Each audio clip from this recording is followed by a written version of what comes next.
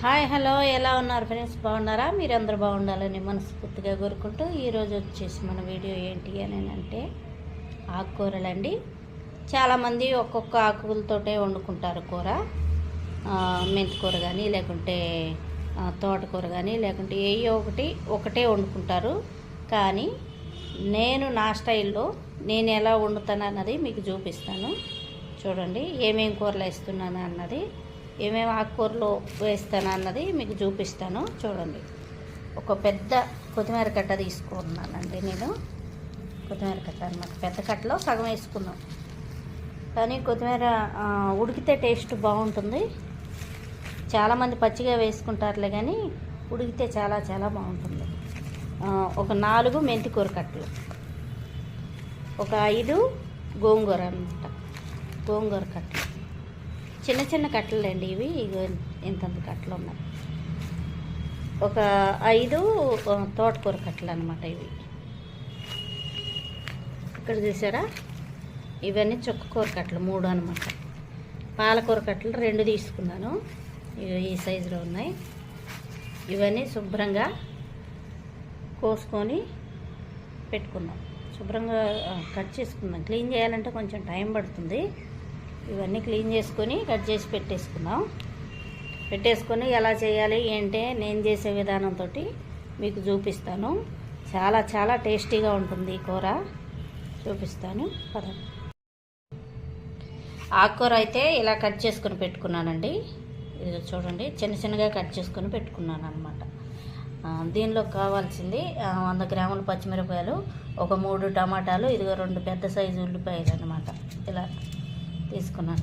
మీరు ఇలాంటి డాకానే యూజ్ చేసుకోవాలి, ఎందుకంటే మనకి ఉడికిన తర్వాత పప్పులాగా ఎనుపుతాం కదా, ఎనపపోతే ఆకులుగా ఉంటుంది.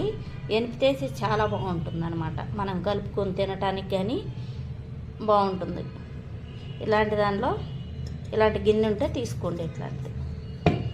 ఇప్పుడైతే నేను ఇవన్నీ ఇందులో కట్ చేసుకుంటున్నాను. ఇలా ఉల్లిపాయలు, పచ్చిమిరపకాయలు, టమాటాలు ఇలా మొత్తం కట్ చేసుకొని పెట్టుకున్నాను. దీనిలోకి ఉప్పు కారాలు వేసుకుంటాను.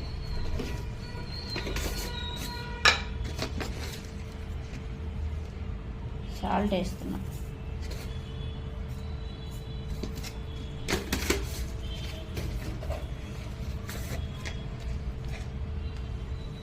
పసుపు,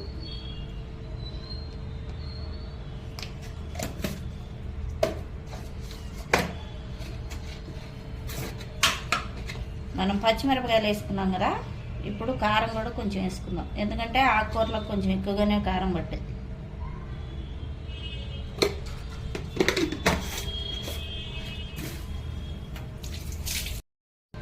ఇప్పుడు కొంచెం ఆయిల్ వేసుకుందాం.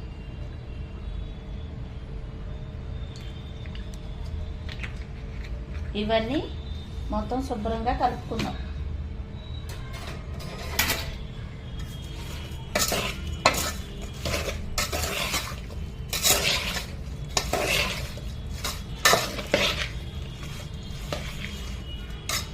ఇలా కలిపేసుకున్న తర్వాత కొన్ని వాటర్ పోసుకుందాం, ఎందుకంటే ఆకుకూర కూడా ఇందులోనే ఉడకాలి కాబట్టి. ఆకుకూర కొంచెం ఎక్కువగానే ఉంది.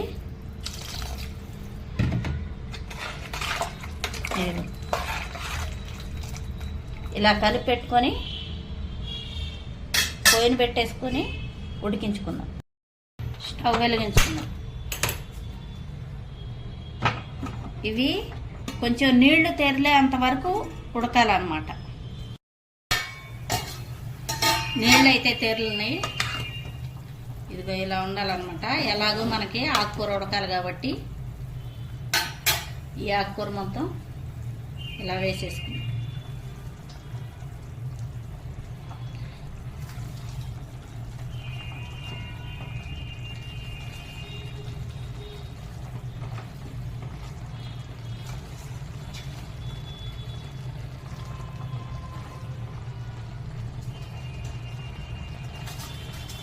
ఇట్లా 4 రకాల ఆకుకూరలు తీసుకొని వండుకుంటే టేస్ట్ వేరే ఉంటుంది అన్నమాట. ఒకసారి ట్రై చేసి చూడండి మీరు.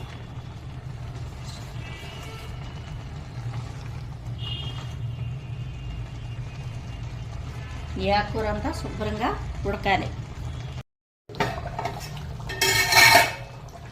కూర అయితే అయిపోయింది, ఇదిగో మెత్తగా ఉడికిపోయింది అన్నమాట. నేను పోసిన నీళ్ళకి ఈ కూరకి మెత్తగా ఉడికిపోయింది, సరిపోయింది. దీన్ని మనం ఈ ఎక్స్ట్రా ఈ వాటర్ ఉన్నాయి కదా, ఇవన్నీ కొద్దిగా వంపేసుకొని మనం పప్పు కానీ ఎనుపుకుంటాం కదా, పప్పు గుత్తితోటి అలా ఎనిపేసుకుందాం.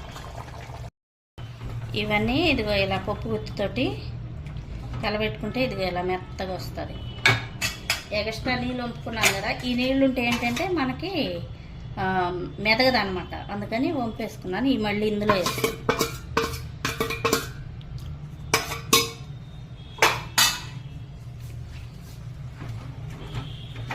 ఇందులో ఇంకేం వేసే పని లేదు. మనం ఫస్టే ఆయిల్ వేసుకున్నాం, అన్నీ వేసుకున్నాం అనమాట. దీనిలో మళ్ళీ తాలింపు వేయాల్సిన అవసరం లేదు. ఇష్టం ఉంటే మార్కెట్లో చేతి చేపలు అని దొరుకుతాయి చిన్న చిన్నగా, ఆ చేతి చేపలు కూడా ఇందులో వేసుకోవచ్చు. కాకపోతే మా వాళ్ళు తినరు కాబట్టి వేయలేదు. చూడండి ఎలా ఉందో, మెత్తగా ఉంది. పిల్లలు కూడా చాలా ఇష్టంగా తింటారు, టేస్ట్ బాగుంటుంది అన్నమాట. ఈ వీడియో కనుక మీకు నచ్చినట్టుంటే లైక్, షేర్, సబ్స్క్రైబ్ చేసుకోండి. Okay friends.